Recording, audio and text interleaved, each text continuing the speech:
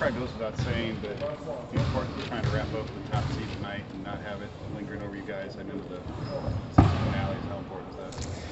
It's very important. We got to get off to a great start. We know that Atlanta's still playing hard, playing for something. Seeding comes into this game naturally with us wanting the 1 seed, so we got to get off to a good start, especially on our home floor.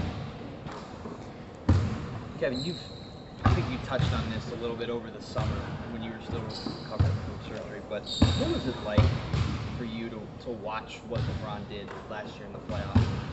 What did that, what were some of your observations? What did you take away from what he did as an individual? I think more than anything, he was just, since I've been in the league before, I've known what he's capable of. I've seen it firsthand, and being able to see the course of the season what he's capable of physically was very impressive. But mentally, I think more than anything, his edge and his tenacity throughout that entire process, and quarters, semis, finals, and in the East, and then eventually in the finals where he had that huge run individually. He was so locked in, so it was definitely impressive to watch, and he made all of his teammates better. You played in the West, and now you're playing in the East. For years, the assumption's been West is better, West is better. This year, the assumption is on many parts that the champ will come out of the West. Is the East better than you thought it was? Is it better, deeper this year than it was last? Yes. I said early on that I thought the East, a lot of teams, at least in the top 8 to 10, really got a lot better, and those teams out there that are very good, that were fighting for a playoff spot, teams 1 through 8. So I think there's a lot more balance and parity throughout. Do you think that the way that the season's unfolded for those teams in the 4 through 8 slot will make them better in the first round and the second round of the playoffs if they get that far? Because every night's been a playoff game for a month. Yeah, I think so. Naturally the West, the last several years has been really good throughout. You've had some 7 or 8 seeds take a 1 or 2 seed to 7 games even in that first round, and on the edge of making a big difference and shaking up the playoff race. And in the East, it's hopefully not for our sake going to be the same as that, but we have some very good teams that are well coached and can play big and play small.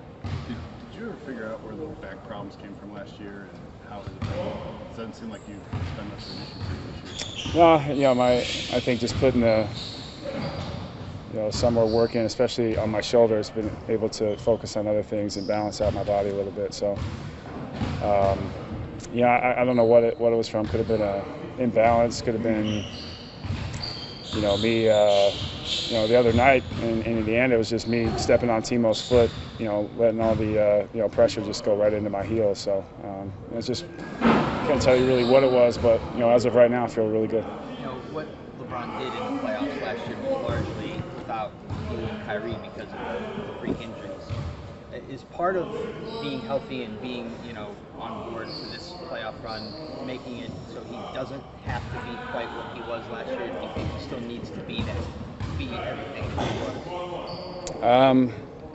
We hope that he doesn't have to log as much minutes, because that would prove, really great for us, if we advance into, further rounds. So for us, sure, we definitely still want him to be what he's capable of, and that's playing in a whole different stratosphere like he did in the playoffs last year. And we think if we're healthy, we can help complement that. Kevin, for you, double figures in the last 4 first quarters. Have you made a concerted effort to be more aggressive early in games?